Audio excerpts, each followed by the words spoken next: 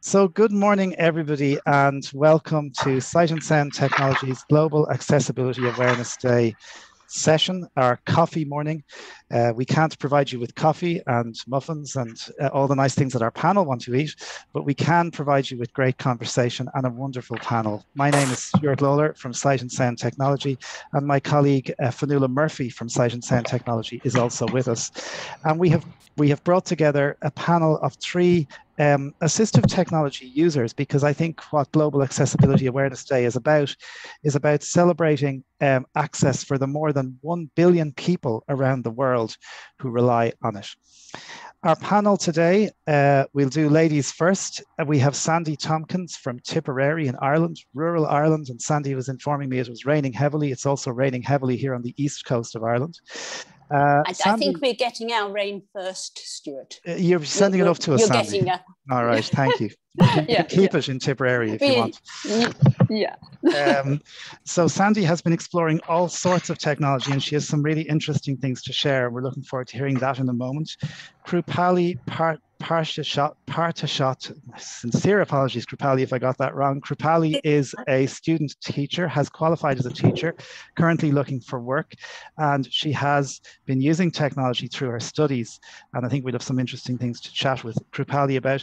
And Paul Bepey works for the BBC as an assistive technology manager. And Paul's an all-round good guy. I've had the pleasure of collaborating with Paul a couple of times previously. So we're delighted to have our panel here. We'd normally say ladies first, but Paul has to dash away a little bit early today. So Paul has to leave us before the end of the session. So I'm going to start, Paul, with you, if you don't mind. And maybe the first thing I'd be curious to know from everyone, but Paul, maybe you just start for us. The role technology plays in your life, and I suppose if we all think about it, we're using technology from the time we wake up, but where does it sit with you, and what are the key things that technology lets you do? I think technology for me is literally part of everything I do. So, from kind of like, kind of looking at, recipes online, kind of sort of home shopping, stuff like that, especially with the, lockdowns and the way that they've gone. I mean, I think it's stepped up and taken a bigger part in people's lives than it already did previously. So, I mean, things, for example, like, Zoom. I mean, Zoom has literally taken off sort of throughout, during lockdown and stuff, and it's been a lifeline to to so many people. I mean, how many people have kind of like joined Facebook groups where they have like Zoom meetups, or WhatsApp groups where they do the same. And yeah, I guess for me it's a key part in kind of like educating my daughter who's at primary school at the moment. So kind of getting things in accessible formats, books, offline, from online or wherever. And some of those learning platforms that we're probably, going to speak about a bit later. So yeah, it's pretty much part of everything I do. Brilliant, Paul. Yeah, thank you very much. By the way, I should have said before we started into the Q&A, we'd love to hear your feedback. This is a chance for us to hear from you as well, our audience. And you can do that today on Zoom by raising your hand by pressing Alt and Y if you're on your Windows machine, or activating the raise hand button if you're on the mobile platform. Or you can type in the chat by pressing Alt and H on Windows, or you can activate the chat button on mobile platform. And Fanula will be keeping an eye on the raised hands and chat, and we will get to your queries. So if you want to ask a question or put something to the panel, please do raise your hand, and we'll make sure we get to hear from our audience as well.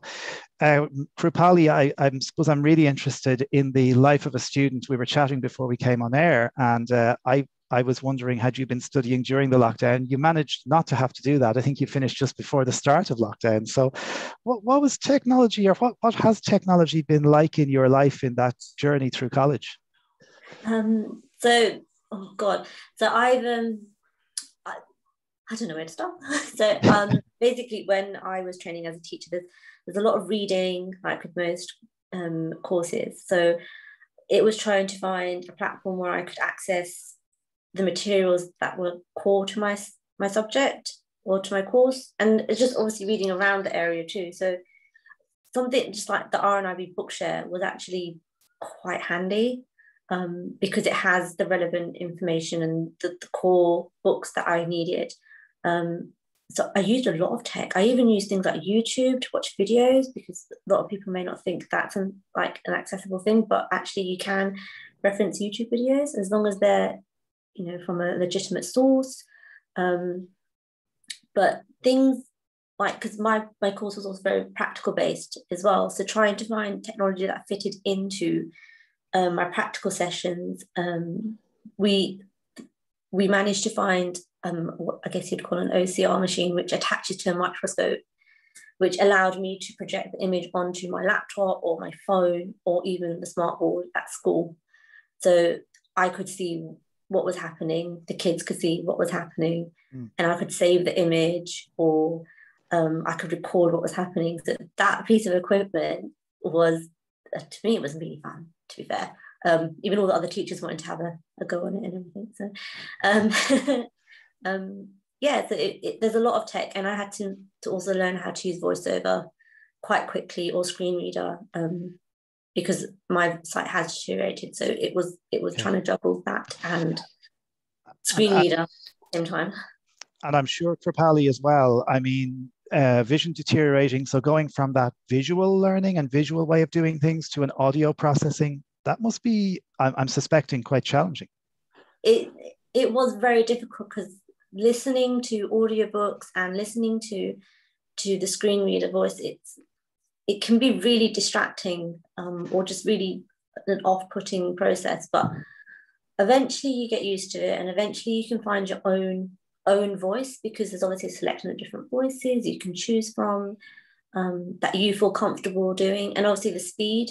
So I started off quite slow, and a couple of my friends who are proper screen readers, they were like, this is really slow. But I was like, I need it at this pace, because I don't understand it at your rate. But eventually you speed it up. It is a difficult transition, and I can understand if it's something you are reluctant to do, but in all honesty, it actually can benefit you in so many different ways, and gives you an advantage in some aspects as well, I think. Can I ask you a question? Sure. Stuart, can I ask Krupali a question? You can, Sandy, and then I want to come to you and talk a bit about the tech you use, but yeah, absolutely. Right. But just handwriting, when it comes to marking students' work, that's always an issue, particularly if your site's pretty bad. There are things like handwriting reading apps, like in Seeing AI. Have you tried any of those?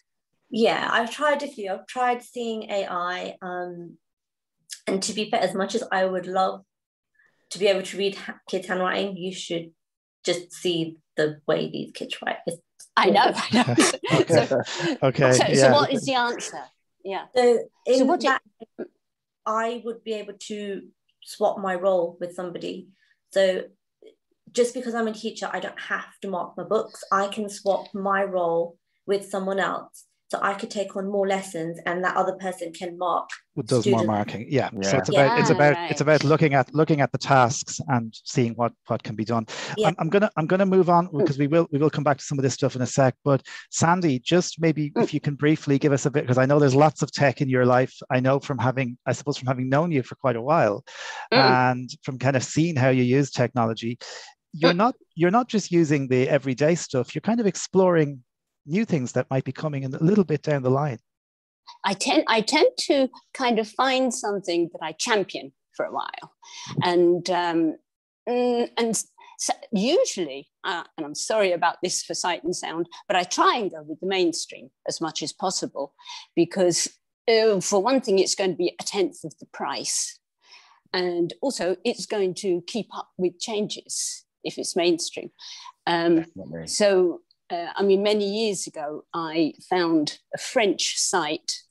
I think it was around about 2006 or something. A French site for French motorcyclists, bikers, and they had developed a tiny little credit card-sized gadget with an earpiece, and it was for GPS. And what you did was you could hear it with your helmet on while you're going down the road speaking French, and it just took the coordinates, GPS coordinates, where you were. No screen at all, and just some tactile, very easy to feel buttons.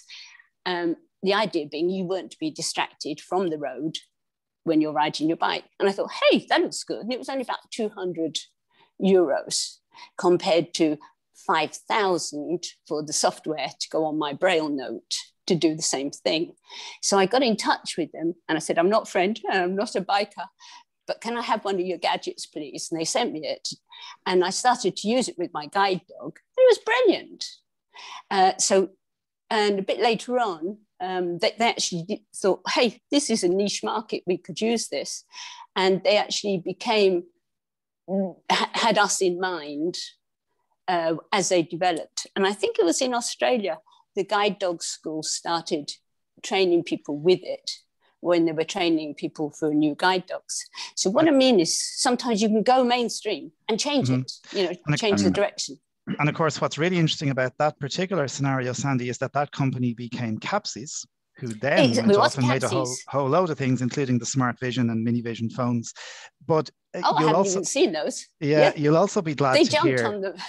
They did. They saw the assistive technology. That might have been thanks to you, but you'll also be glad to hear that one of the things we are doing in Sight and Sound is looking much more at mainstream, because to see where mainstream and assistive tech can merge. But Paul, I think I was just going to say that one of the things, it's the price. And one of the reasons I think, there are two reasons why these things can be so expensive. One, yes, it's small production, so there's no economies of scale. It's a niche market and all that. But two, I think because a lot of people might get their equipment via a government agency, and that always bumps up the price. Whereas I'm not a student, I'm not eligible for anything. So I only buy very, very carefully, and I won't pay 10 times the price, even if I really want it. I won't do it, Okay. I'm going to go back to... Yeah. Oh, sorry. No, go on, work away. I was going to go back to you anyway. I was just going to say, when it comes to navigation, a good few years ago, I think it may have been, 2011, 2012. I think I bought Navigon for like 25 quid. And I could get just as much info out of that as I could say, like, one of the sort of accessible, sort of like slightly higher priced GPS solutions. And the difference with that is it was on my phone. It worked really well. I think they became Garmin, didn't they, Navigon? But yeah, there was that, and there was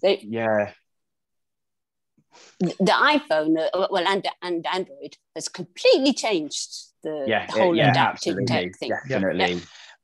I'd like to, I'm just going to, because I'm conscious of time, and I'm conscious of Paul's time in particular. So one thing I wanted to maybe spend a few minutes on is challenges, things that maybe, what are your top problems maybe at the moment with tech? Because one of the things we always talk about with Global Accessibility Awareness Day is, yes, there's all this awareness and we're trying to champion it, but we're also trying to champion the challenges or the problems at the moment and what can be done to make it better.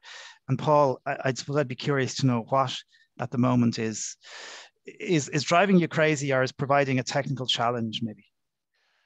So I'm going to look at this from a work perspective, if that's okay, and say that one of the things that I'm having huge issues with at the moment is the whole kind of like cloud strategy / infrastructure, in the way that as soon as you subscribe to like a software as a service model, you as a customer you lose that ability or potentially lose that ability as and when to take updates. So, if a supplier basically, pushes out an update, as soon as it's out, you've pretty much taken it. And, given that everything's being developed in, such an agile way at the moment, quite often, sadly, accessibility either deteriorates or, in some cases is kind of like forgotten about until it's raised. And I think this is one of the things that I love about GAD, and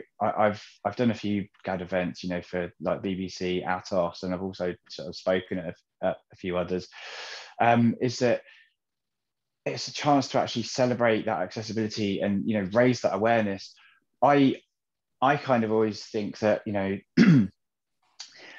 the important stuff is what happens, you know, once you've had those conversations, you've been to these kind of talks or any other presentation as part of GAD, and it's kind of, what do you take away from that? So, you know, as a professional working in accessibility, what is your one takeaway, and what is the thing that you're going to go, you know, back to your organization, whether you be a developer, a designer, or whatever, and what change are you going to enable? Because, you know, accessibility is about enabling, it's not about disabling. Okay, brilliant. Just a quick reminder as well to people, please raise your hands if you want to come in on the conversation, if you'd like to ask any questions. Fanula is keeping an eye on the raised hands, or you can also activate the chat option by pressing Alt and H, or by activating the chat option on your mobile platform if you're on a mobile phone or tablet. And Paul, I'm really I know one of the conversations we talked about last week was these cloud-based services that update overnight. And you know, you load up an app the next day and something is moved completely different place, or maybe not accessible at all, to where it was perfectly available to you the day before. So definitely, it's very, very difficult. It's a real learning curve, and I think it's something that a lot of people, they maybe don't even think about it. And it's that, you know, I think if we're completely honest, before any of this changes, accessibility needs to be considered like a mandatory part of, you know, kind of you know, coding qualifications, design qualifications. I mean, I remember, you know, back in the early to mid 2000s, I did a fairly basic web development course, and so we're all sitting there, we, you know, designed this website and we've uploaded them to a test server, and the guy was like, all right, you can launch a website now and just see how it looks. And I was like, this is rubbish. I'm like, this is just pictures. I think it was something to do with like mobile phones and you know, something basic as basic as alt text wasn't even, you know, that hadn't been considered or anything. So in effect, I just had this sort of page with these links that were like img 12.03/Nokia/ what, and I'm like, what the hell is that? Yeah, it's difficult. Krupali, is there any pain for you in your technology life these days? What drives you crazy? What would you like to see maybe changed or improved to make your digital life easier? I've got to agree with Paul. I hate the automatic updates because I don't think they take into account the accessibility part of their system. And even now with the phone I use, it's updated, but I'm still trying to faff around with the color scheme, the display, to make sure it fits with what I need it to be. And to be fair, all my pictures are all still black and white. I just can't figure out how to just get it back to normal, which is annoying. So yeah, I think it's those automatic systems where they've just not thought about it thoroughly in all the aspects. But I think it's when, well, coming back to like a teaching point of view, it's when you're in a classroom and all your tech fails, it's to have a bad plan B. In all honesty, it's to make sure you have a plan B just in case the smartboard don't work and this crashes and that crashes. You know, technology can fail. So sometimes it is trying to go back to a world where it's not there, and adapting to a world where you may not have the access to technology. So I think that's something maybe you should try and think about sometimes, because I've had that situation and it is, okay, back to the books. Well, yes, yeah. I had to do that the other day, actually. So I was opening an event and I basically copied my sort of opening script onto a Braille display, and I'm like, okay, that's fine, I can just, you know, read through it. But for some reason that there was like a massive delay with me sort of navigating and then, you know, the Braille refreshing and stuff. So yeah, luckily for me, I've got like my embosser at home, so I'm like, right, okay, I'm not good at reading something with JAWS or VoiceOver and kind of like speaking it at the same time. It just doesn't work for me. So I find doing, say, like a PowerPoint presentation really difficult with a screen reader. I have to kind of like go back to that Braille because I just can't engage with people on the same level. And so I'm sitting there with all these pieces of paper reading this opening thing the other day, and I somehow I got 2 pages mixed up, and I'm halfway through this page. I'm like, hang on, I'm not supposed to be saying that bit yet. I think we've all been there with Braille displays and hard copy Braille. And I was talking to it actually. It reminds me of the story about a CEO at my previous place of work who was blind, and always tells the story about he had his Braille notes on paper, and he left them on a seat to go to talk to someone. When he came back, someone had sat on his seat, sat on top of his Braille, and he was frantically trying to work out his notes.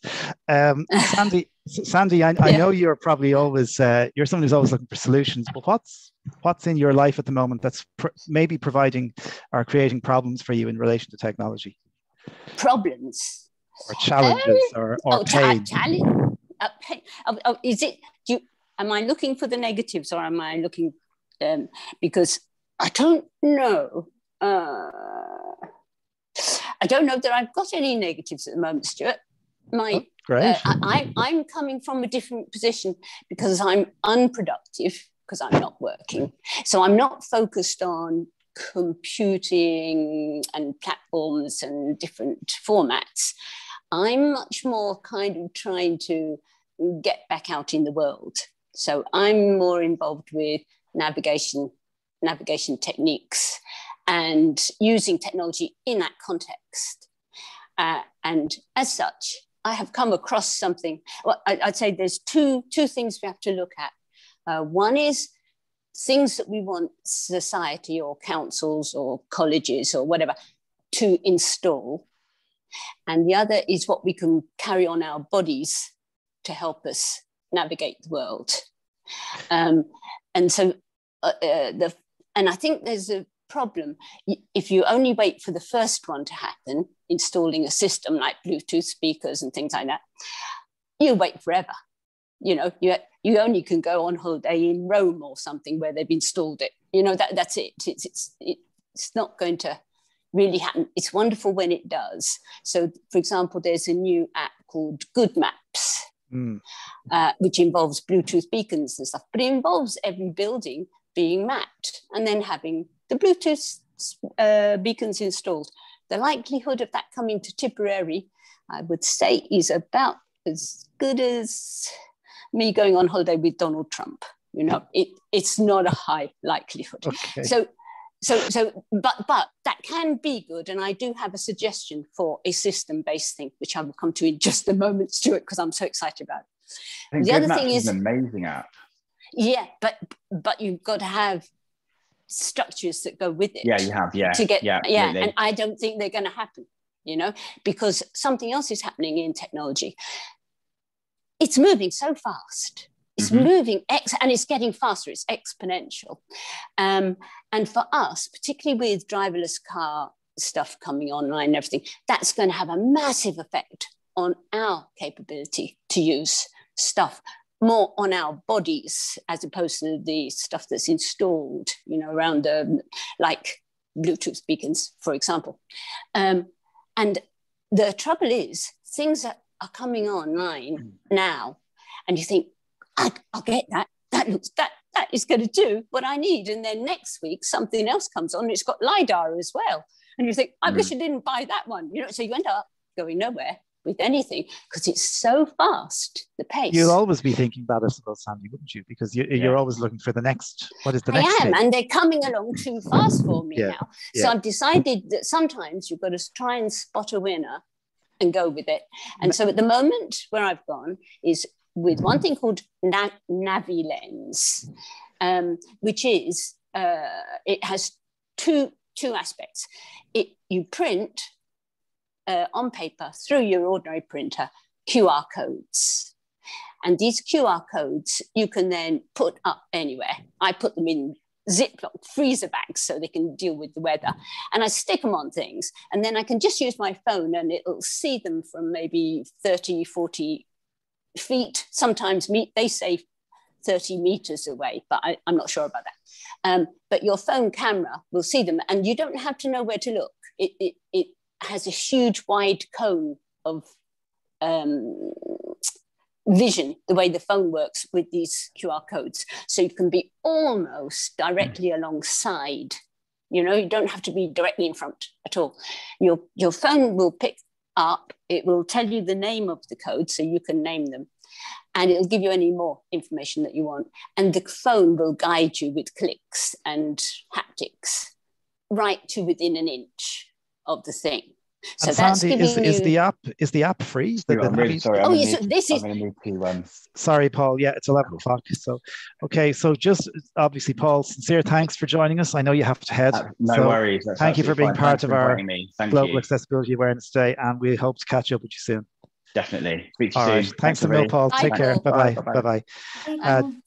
And just a quick reminder before we continue, and we will talk more about Navi Lens, that you can raise your hand if you wish by pressing Alt and Y, or activate the raise hand button on your mobile device. And Fanula I don't know, Fanula, if we have any raised hands. We have a raised hand. We have a couple of them now, actually. And I'm sorry I didn't get to, one was raised there for a couple of minutes. We didn't get to it before Paul left, so I'm not sure if the question was aimed at Paul.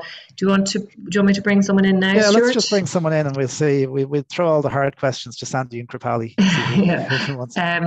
Devaki was the first person to raise their hand, so I'll just bring them in now. And I'm not sure who your question was aimed at, but go ahead. Devaki, you just need to unmute yourself. Hello. Hi, Devaki. How are you? Welcome back. Good to see you. Thank you. Yeah, I really missed some of your emails because I didn't log in. Anyway, I've got a big question. I'm part of NFP UK. Actually, I'm the General Secretary. So basically, we want to update our website, and there are a lot of issues. Like you could never have all the accessibility features there. So I don't want to take the whole time here. If you can send me a link with whom, a couple of them, maybe I can have a chat with our office admin so that she basically is fully sighted, but she can, take down the notes with me as well. So I would like to really do it. So would you be able to help me in that task? So I presume what you're asking for is somewhere where you can find guidelines on accessibility for creating an accessible website, is that? Well, it's up and running already. Sorry, my voiceover is, let me switch it off. Yeah, it is up and running, but it is not accessible at all. So most members complain, each one of us, there are so many variables, user skills, and also how well it's designed. I think they both have to go in hand. But I think there are problems in both areas. So, but the person who is already doing the website, I don't think we can take him off the scene as we plan. Yeah. If you just send an email to sales@sightandsound.co.uk and just mark it for Stuart, it'll get to me, and then I'll come back to you on it. Okay. Lovely. Thank you very much. Thank you, Devaki. Thanks for getting in touch with us today. We might just take one more hand, Fanula, if there is someone waiting, just in case, and then we'll come back and hear more about. Sorry, I was on mute there. Nicola, Nicola, you should be able to go ahead there now. Hi, Nicola. Good morning. How are you? Oh, good to see I'm you very again. well, thank you. I apologise if we have a bit of background noise. We have our cleaning lady in, but I think we're all right at the moment. I have a question. It's sort of advice, really. My son is in his final year at primary school, and he's due to rise to the local secondary school in September.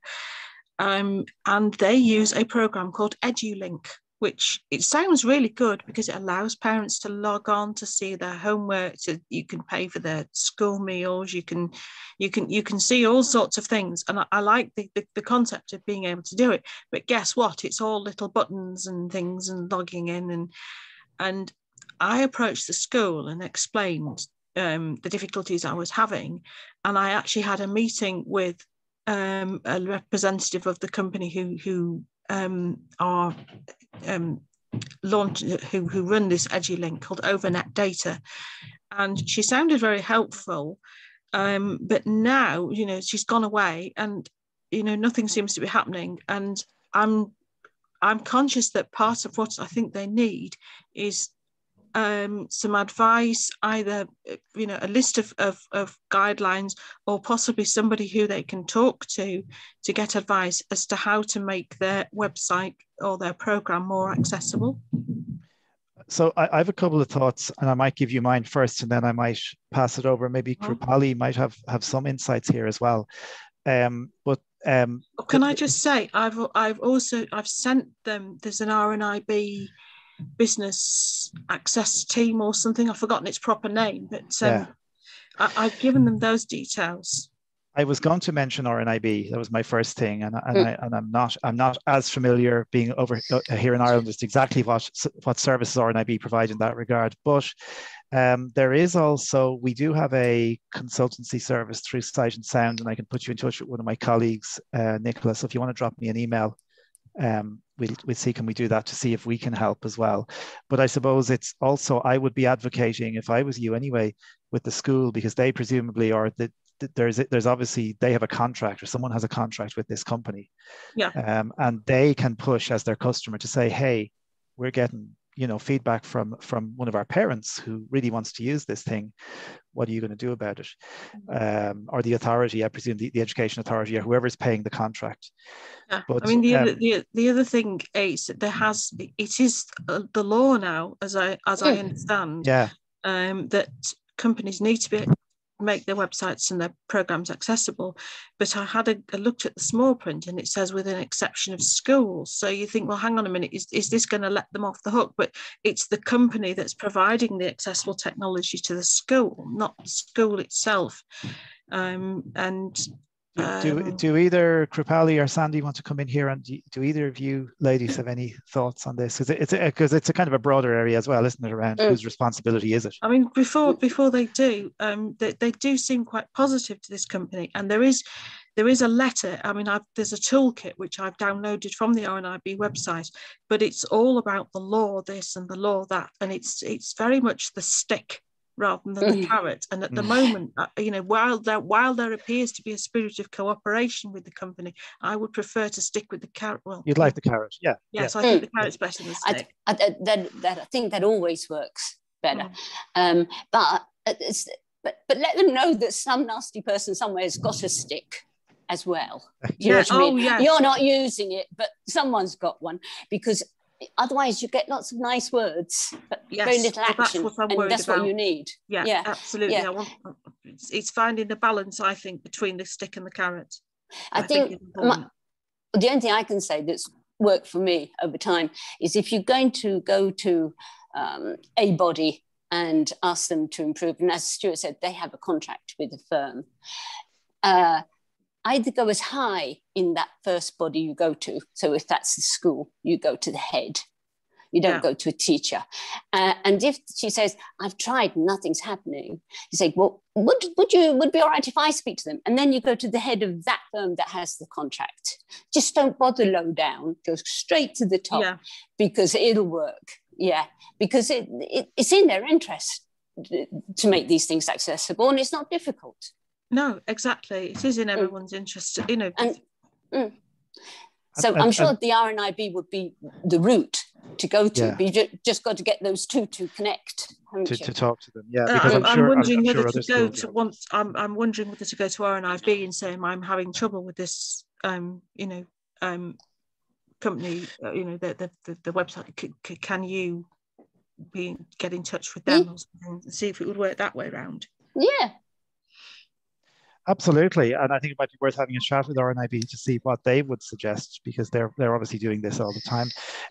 Krupali, is this sort of stuff, or are you aware? I mean, I presume these online systems are becoming more and more common in schools for parents to engage with. Yeah, so a lot of schools will have that, and the students and parents can access a lot of the school resources from these platforms. So if you're not able to access it, then you can't do your job as a parent, and frankly that's stopping you from doing what you need to do. So I'd make that very clear to the company and to the school, and because it's a contract with the school, this company they still have, they're liable for making this platform accessible, because it's not something that's provided by the school, it's provided by external company. So I would, I agree with everyone else, I would contact the head of school and the head of the company and get an RNIB involved, because otherwise you're not going to be able to work with your child and work with the school to make sure he gets what he needs or she needs. you won't be able to put in like pay for his lunches or dinners. Like you're kind of stuck. And also, like, what alternative have they offered? Have the school offered an alternative for you to be able to access this platform? They haven't offered an alternative at the moment. They're not asking that. They're asking for things like contact details, obviously, because he hasn't started yet. He starts in September, so. And they have said they'll put them in for me if there's, or they can get them from the primary school if need be. So they're not being hostile. And actually, most of the communications we're having with the school are through emails anyway. So at the moment, it's not an issue. Okay. But you're right to be dealing with it now. Oh, so, absolutely. Yeah, definitely. Well, look, all the best with that. I hope you get it sorted. Nicola, I'm sure it will, but definitely get on to the RNIB as Krupali says as well, and Sandy. I will, thank you. Thanks very much, Nicola. Do we have any more raised hands, Fionnuala? No, nothing there at the moment. I had a question actually, if that's okay.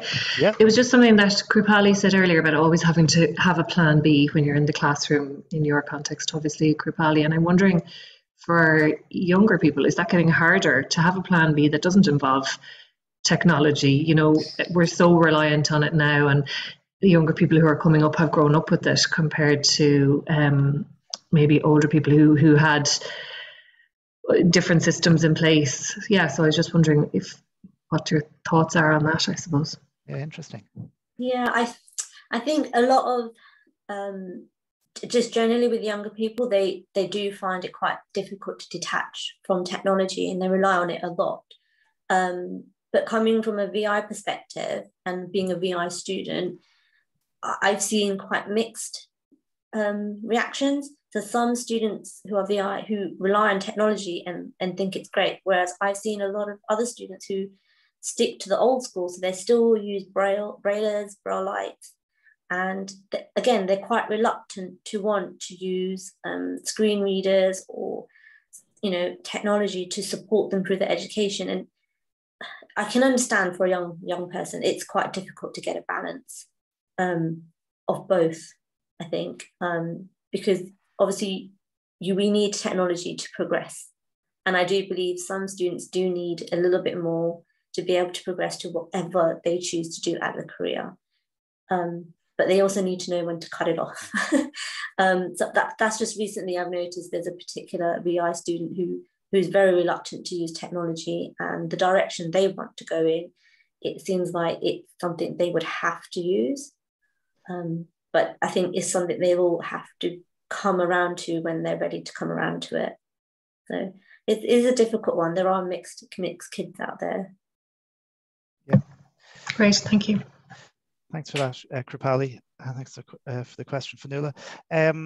I suppose one of the things I just wanted to try to maybe to kind of round off this really interesting session with was to talk a little bit about what you both might think is needed in the future, what you're yearning for and maybe doesn't, or that maybe you don't have, or that just isn't available at the moment from a technology perspective. Like, I'm really interested in exploring wearable technology to do a bit more, but I'm wondering, are there things, and Sandy, I know you're kind of that way too.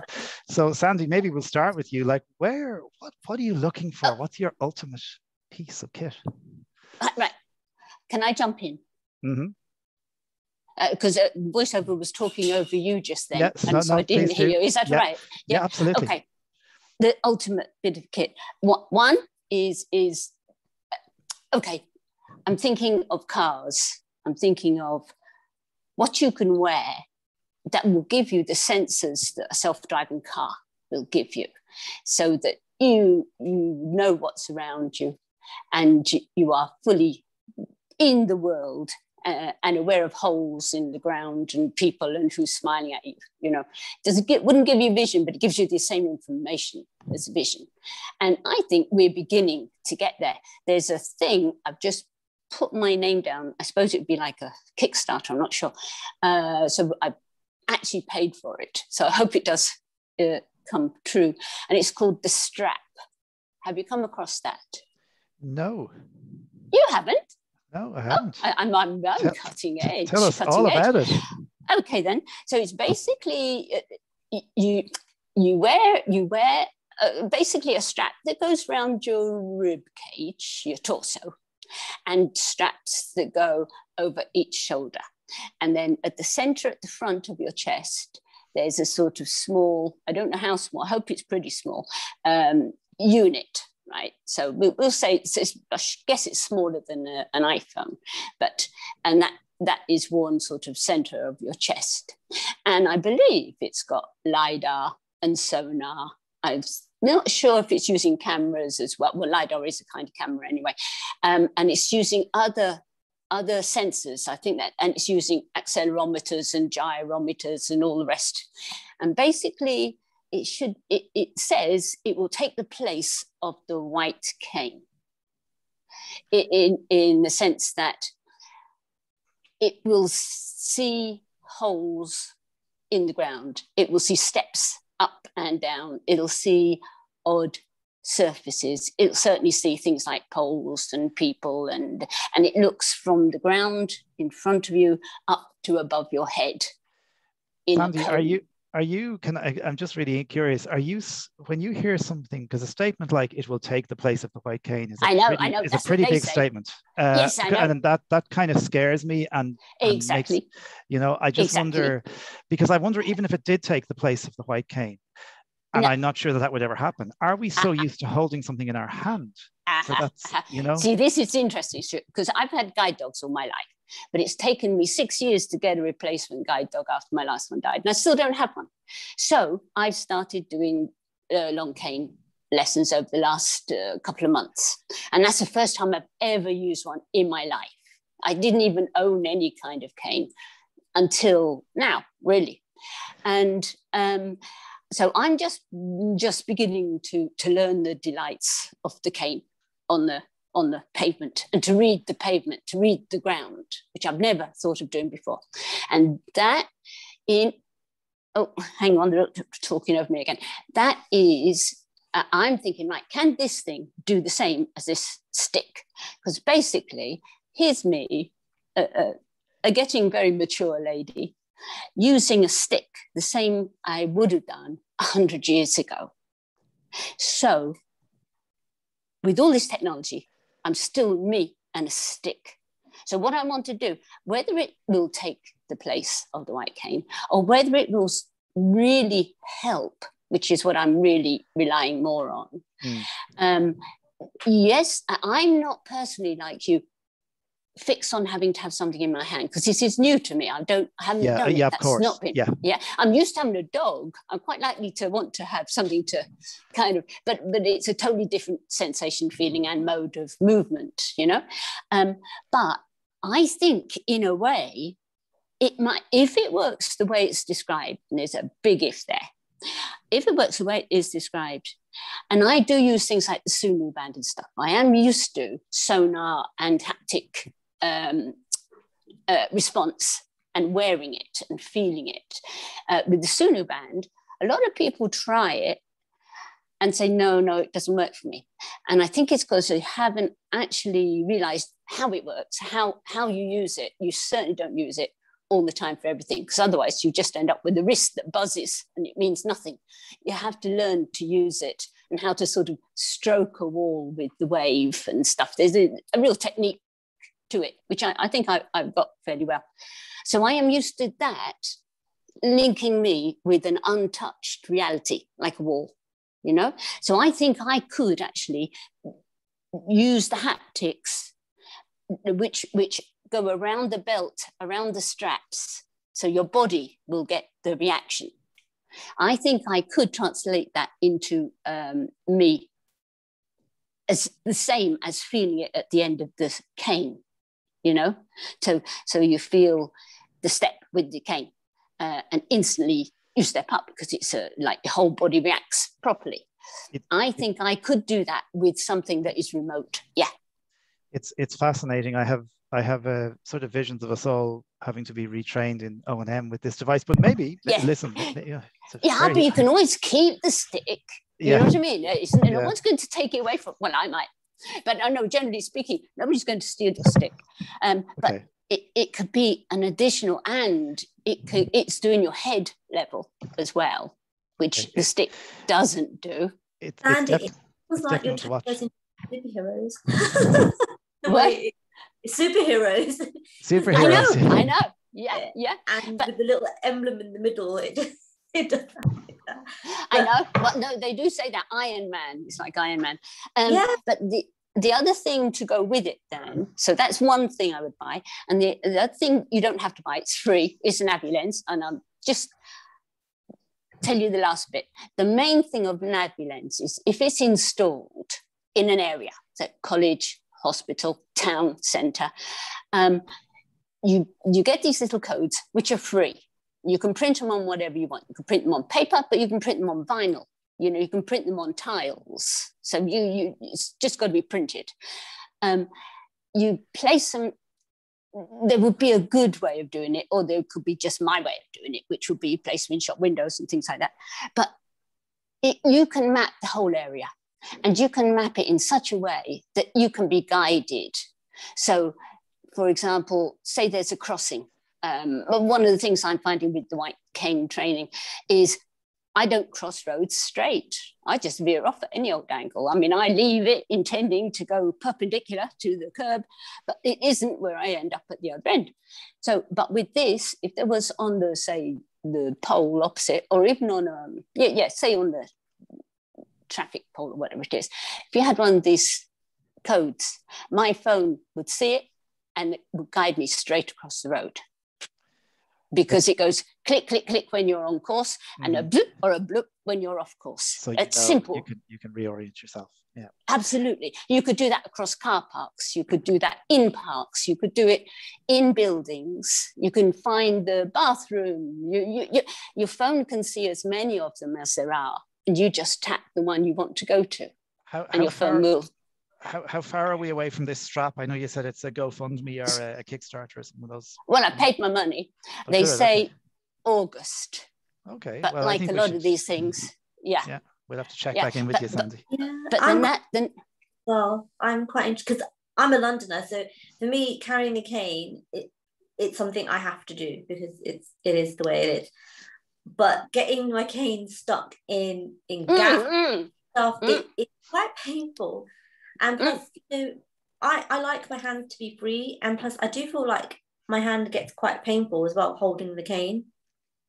So having my hands free and being able to walk around and to be able to know where I'm going in a safe way, I would be interested in actually checking that one out, to be fair. I think also, not all life is about being on the streets, right? If you're out on the road and not everybody is constantly in a new place.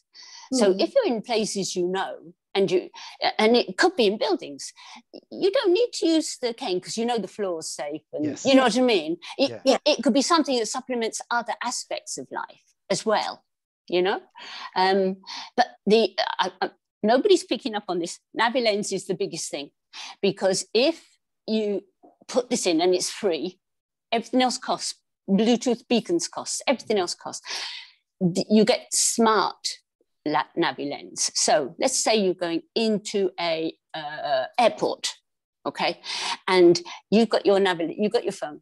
It finds the first thing, and you can say, right, I want to go to check-in. You just it'll give you a list of all the different places. You tap on that. That first Navi Lens tag will say, okay, turn left here. You'll find the next Navi Lens tag. It say turn right. It'll because they're smart. It will link to where you want to go. What you read on the tag is customized to what you want. And it is, unlike GPS, is totally accurate to within an inch. It is totally accurate.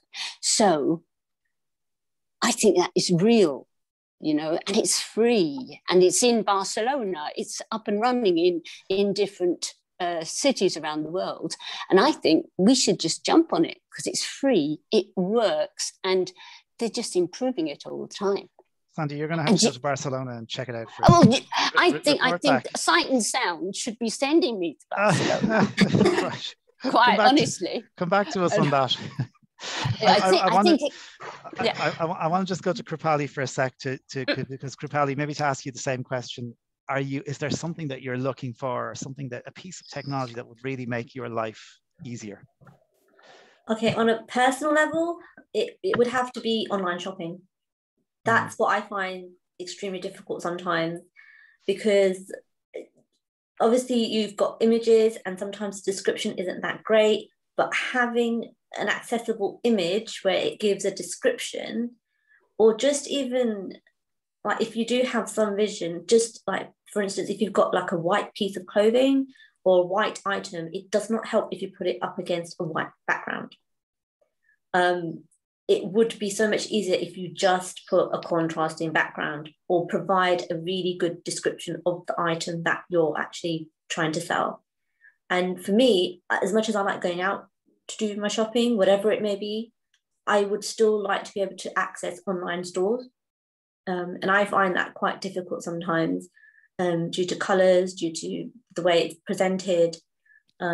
It would just be helpful if retailers could sort that out. Sort it out. Okay. Get the online shopping a bit more, to be a bit more cohesive, I suppose. Yeah, that would be really helpful. I think it's not just me, but a lot of my other friends who don't have any sight at all, they struggle. They can't do online shopping because it's just not accessible at all. I think it's interesting, Krupali. I think that was brought home probably most vividly or most clearly during the first lockdown, when people really struggled in some respects to get basic things like groceries. You know, because online platforms were either overwhelmed, because people who never use online were suddenly having to use online. And there was, you know, I know some people had issues with priority slots and just trying to get a delivery, and then definitely using the systems, I suppose. Okay, this has been really interesting. In some ways, we've only scratched the surface, but it is almost 11:30. I'm conscious we've taken an hour of everyone's time. Just going to quickly go back to Fionnuala to see if we have any comments or raised hands or anyone who wants to say anything. We have no raised hands or questions specifically. In terms of comments, one there on the fact that the white cane doesn't run out of batteries. So I suppose just echoing what we've been talking about, that, you know, all of these things are a great enhancement to the long cane, but the question over whether they're a replacement or not, I suppose, is certainly one that's a bit into the future. But it could be a self-generating. My strap might be self-generating, you know, with my movement. You never thought of that. I think you better carry an extra set of batteries with you for a while, Sandy, just in case. Just to be sure. We don't want you running out of batteries somewhere without a cane. No. Yes, I might run out of batteries. I don't know. Okay, well, listen, Sandy and Krupali, thank you so much. And of course, to Paul earlier on as well. It's been a really interesting Global Accessibility Awareness Day event for us. Thanks very much to Fionnuala, of course, for managing our chat and raised hands. And thank you to all of you for attending today. We do hope you've enjoyed the Global Accessibility Awareness Day event from Sight and Sound Technology. There's loads more global accessibility awareness events taking place online during the day today. So have a look around on Twitter. There's loads of things online, and make sure to support them, because it's a great day to think about how far we've come and maybe how far we need to go as well, but things that might happen in the future. And I think Sandy and Krupali and Paul have given us plenty of food for thought this morning. So thanks everybody for attending today. Stay safe and stay well. And we will talk to you all soon on another webinar from Stuart and Fionnuala at Sight and Sound. Take care and goodbye.